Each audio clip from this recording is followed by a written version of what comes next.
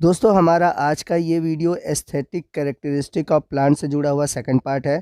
Previous video में हमने जाना कि एस्थेटिक कैरेक्टरिस्टिक क्या होते हैं और कैसे हम किसी भी गार्डन को या किसी भी उद्यान को सुंदर बना सकते हैं। आज के इस वीडियो यानी कि सेकंड पार्ट में हम जानेंगे कि हम किसी भी लैंडस्केप यानी कि किसी भी सीनरी को कैसे सुंदर बनाते हैं। तो किसी भी सीनरी को तैयार करने के लिए हमें 5 बेसिक एलिमेंट की ज़रूरत होती है, यानी कि 5 ऐसी चीज़ों की ज़रूरत होती है जो कि किसी भी लैंडस्केप को बहुत ही सुंदर बनाते हैं। तो उसमें सबसे पहला है लाइन, दूसरा है फॉर्म, तीसरा है कलर, चौथा है टेक्सचर और पांचवा है स्केल, जिसे हम साइज के नाम से भी जानते हैं। तो ये 5 मोस्ट इम्पॉर्टेंट एलिमेंट्स होते हैं और इन एलिमेंट्स के बारे में हम डिटेल से डिस्कस करेंगे। तो सबसे पहले है लाइन यानी कि रेखा या आप कह सकते हैं पंक्ति। In landscape lines can be used to control movements such as walkway, path or flower bed. They can also highlight a design feature like a pond, pool or fire pit. Lines add visual interest because they can take various shape, straight, curved, horizontal, diagonal.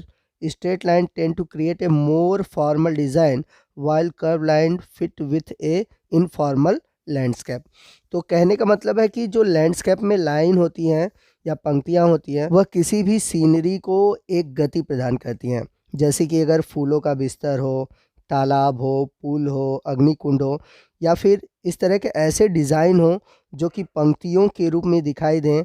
और ये जो पंक्तियाँ होती हैं ये सीधे, घुमावदार, क्षैतिज या विकर्ण के रूप में होती हैं और ये एक तरह से एक ऐसी डिज़ाइन देती हैं किसी भी लैंडस्केप को कि वह लैंडस्केप हमें बहुत ही हाइलाइटेड दिखता है। तो किसी भी लैंडस्केप में जो स्ट्रेट लाइन होती हैं वो एक तरह से फॉर्मल डिज़ाइन देती हैं, जबकि जो कर्व लाइन होती हैं वो एक तरह से इनफॉर्मल लैंडस्केप तैयार करती हैं। तो जैसा कि इमेज में आप देख सकते हैं कि जब भी कोई लैंडस्केप तैयार किया जाता है तो पाथ को दिखाने के लिए नेचुरल स्टोन या फिर वेजिटेशन या कुछ ऐसे टेक्निक अपनाए जाते हैं कि वो जो पाथ है वो एक अलग लाइन क्रिएट करता है और जो लैंडस्केप होते हैं वो सुंदर दिखाई देते हैं।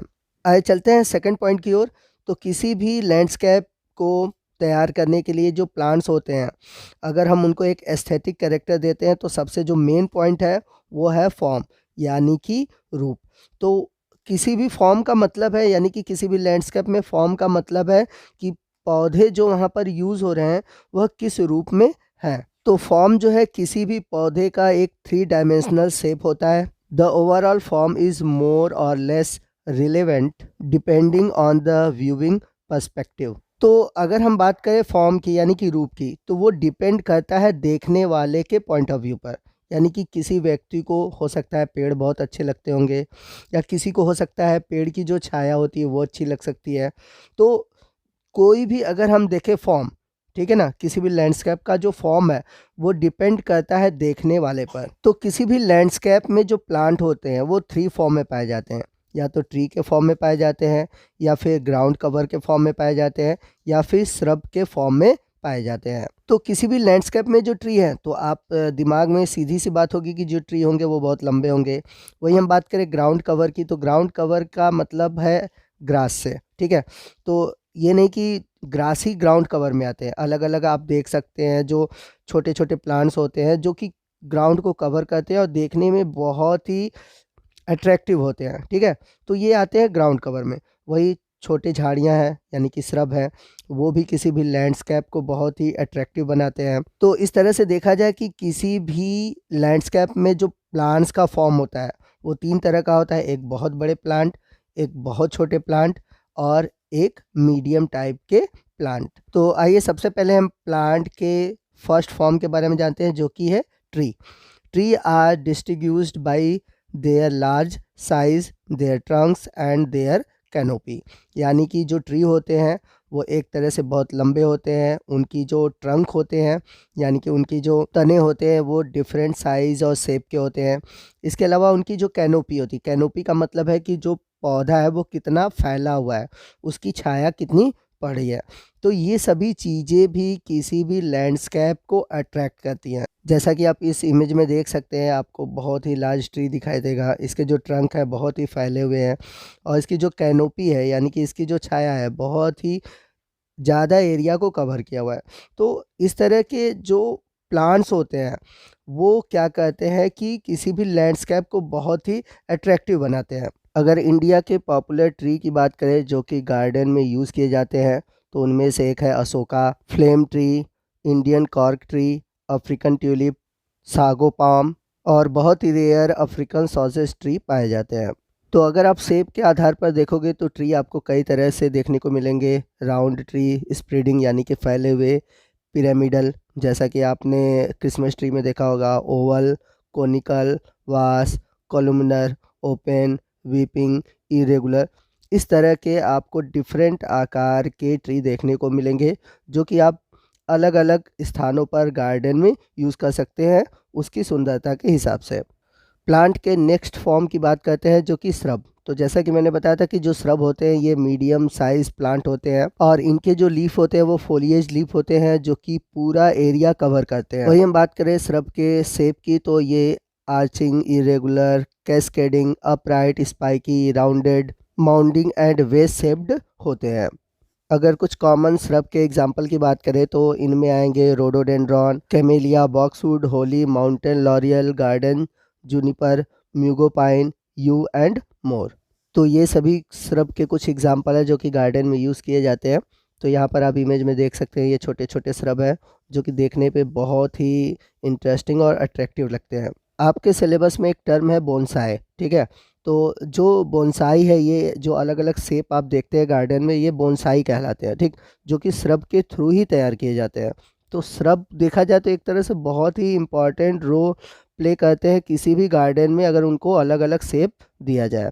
तो जैसा कि मैंने पीछे बताया था कि श्रब अलग अलग शेप के होते हैं, जैसे कि यहाँ पर आर्किंग टाइप का है, मतलब आर्क के नुमा आपको दिखाई देगा। दूसरा है इरेगुलर टाइप, इसका कोई शेप नहीं है। ये कास्कार्डिंग है, ये वास शेप है। इसके अलावा माउंडिंग है यानी कि जो फैला हुआ है आपको ऐसे फैला हुआ दिखाई देगा। इसके बाद राउंड शेप है, मैक्सिमम आपको राउंड शेप श्रब दिखाई देते हैं। फिर स्पाइकी है यानी कि कांटे नुमा है, अपराइट है। तो ये सब शेप के आपको श्रब दिखाई देते हैं। चलते हैं प्लांट फॉर्म के तीसरे टाइप की ओर जो कि है ground cover. Ground cover is the smallest in size and varies greatly in form, but the distinguishing characteristic is the way the plants are used to cover the ground, hence the term as ground cover। तो ground cover का मतलब है कि ऐसे plant जो कि पूरी तरह से ग्राउंड को यानी कि ज़मीन को ढक लेते हैं। तो ये स्मॉलर इन साइज़ होते हैं, जैसा कि आपने घास को देखा होगा कि जो घास होता है वो पूरी तरह से ज़मीन को कवर कर लेता है, ठीक है। तो इसमें घास ही नहीं आते और भी ऐसे प्लांट आते हैं जो कि ज़मीन को पूरी तरह से कवर करते हैं। तो इस तरह से देखा जाए इनका बहुत अधिक मास होता है और ये बहुत ज़्यादा इम्पैक्ट नहीं डालते अगर हम इनको कंपेयर करें इंडिविजुअल प्लांट से। यानी कि कहने का मतलब ये है कि अगर किसी बगीचे में आप जाएँ तो अगर गुलाब का पेड़ है और पूरी तरह से ज़मीन पर घास फैला हुआ है तो आप गुलाब को ज़्यादा तवज्जो देंगे, यानी कि आप ज़्यादा इंटरेस्ट लेंगे गुलाब पर, ना कि उस घास के जो ग्राउंड कवरिंग है उस पर, ठीक है। तो एक तरह से जो ग्राउंड कवर होते हैं वो ज़्यादा इम्पैक्ट नहीं देते, बट इनके बिना गार्डन अधूरा भी होता है। तो अगर हम शेप के फॉर्म में देखें तो जो ग्राउंड कवर होते हैं वो क्लम्पिंग टाइप के या फिर मैटिंग टाइप के, स्प्रेडिंग टाइप के, शॉर्ट स्पाइक टाइप के या फिर स्प्रॉलिंग टाइप के होते हैं। जैसे अगर आप क्लम्पिंग वाले में देखेंगे तो आपको कुछ फ्लावर नुमा संरचना दिखाई देगी। मेटिंग में आपको चादर नुमा फैले हुए और स्प्रेडिंग में फैले हुए और शॉर्ट स्पाइक में आपको कांटे नुमा हल्का हल्का दिखाई देगा और स्प्रेडिंग का मतलब बहुत दूर दूर तक घास नुमा फैला हुआ। यदि कुछ हम ग्राउंड कवर प्लांट के एग्जाम्पल को देखें तो जैसे कि क्रीपिंग सेडम, क्रीपिंग थाइम, इसके अलावा है पैकीसेंड्रा, पेरिविंकल, बगलीविड और आइस प्लांट। तो अगर हम बात करें इंडियन गार्डन की तो ये जो पैकीसेंड्रा है is the one of the most widely used ground cover in country thanks to its extreme durability while it grow under the challenging conditions such as too much shade and drought. It also does not die back in the winter. तो हमारे देश में इसका use इसलिए अधिक होता है क्योंकि इसकी जो ड्यूरेबिलिटी है वो बहुत अधिक होती है, मतलब ये इन्वायरमेंट के हर चैलेंज को सहता है, ठीक। अगर बहुत अधिक छाँव हो या फिर बहुत अधिक सूखा हो तब भी यह मरता नहीं है, अगर ठंडी भी आ जाती है तब भी ये ख़त्म नहीं होता। तो इसकी ड्यूरेबिलिटी बहुत अधिक होती है, इसलिए पैकिसेंड्रा को इंडियन गार्डन में बहुत अधिक यूज़ किया जाता है। आइए नेक्स्ट हम बात करते हैं प्रॉपर्टीज़ ऑफ फॉर्म, यानी कि फॉर्म के कौन कौन से गुण होने चाहिए।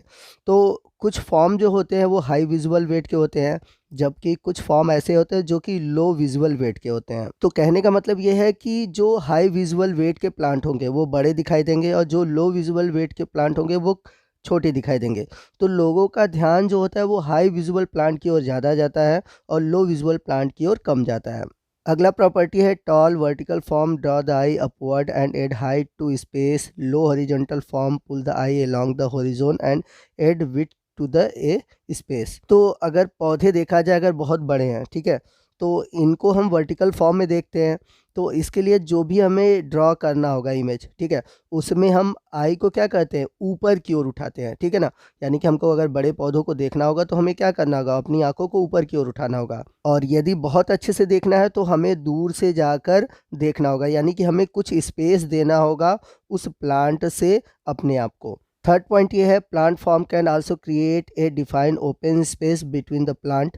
तो होता क्या है कि आप प्लांट की वजह से, यानी कि प्लांट फॉर्म की वजह से एक ओपन एरिया बना सकते हो पौधों का। जैसे अगर हम बात करें कुछ पौधों के जो ब्रांचिंग होते हैं वे आपको ओपन स्पेस दिखाई देते हैं, जबकि कुछ पौधों की जो ब्रांचेस होते हैं वो आपको रूम लाइक फील कराते हैं। यानी कि कुछ जो प्लांट होते हैं उनकी जो कैनोपी होती है वो राउंडेड होती है, तो वो उनका जो स्पेस है, यानी कि अगर आप उनके नीचे आ जाए तो आपको एक तरह से रूम लाइक फीलिंग आने लगेगी। तो ये सभी चीज़ें डिपेंड करती हैं प्लांट के फॉर्म की, यानी कि अलग अलग फॉर्म हमें अलग अलग फील कराता है। जैसा कि इमेज में आप देख सकते हैं, जैसे ये प्लांट है, ठीक है, तो ये इसकी जो कैनोपी है ये बहुत अधिक फैली हुई है। तो आप इसके नीचे आओगे तो आपको जैसे लगेगा कि आप किसी सुरंग में आए हो या फिर किसी रूम के अंदर हो, ठीक है। तो हमारी जो फीलिंग है प्लांट के साथ वो डिपेंड करती है उसके अलग अलग फॉर्म पे। फॉर्म के बाद नेक्स्ट है टेक्सचर, कलर और शेप, ठीक है। तो इस पॉइंट को हम अगले वीडियो में डिस्कस करेंगे। तो आपको आज का ये वीडियो कैसा लगा कमेंट करके ज़रूर बताइएगा। वीडियो अच्छा लगा हो तो वीडियो को लाइक और शेयर करना मत भूलिएगा, और कोई भी डाउट हो आप हमसे कमेंट करके पूछ सकते हैं। तो मिलते हैं अगले वीडियो में अगले टॉपिक के साथ, तब तक के लिए जय हिंद, जय भारत।